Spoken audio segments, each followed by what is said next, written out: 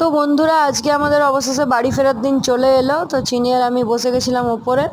তোমাদেরকে কাল দেখিয়েছিলাম এনজেপি স্টেশন অবধি। তো এটা হলো আমাদের আসানসোল, আমরা গাড়িতে চেপে গেছি।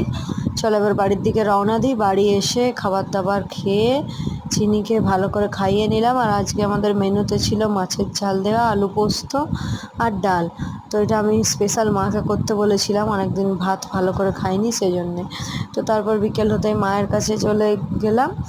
আর এত গরম পড়েছে আজকে, আমি আর বর একটু ঘুরে এলাম আশপাশটা থেকে। কি আর করা যায়, প্রচণ্ড গরম লাগছে আজকে।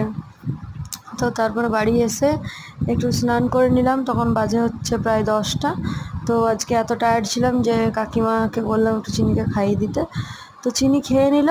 আর রাতের ডিনারে ছিল হচ্ছে মেটে দিয়ে একটা ঝোল ঝোল মতন মাটনের, আর ভাত। তো চলো টাটা।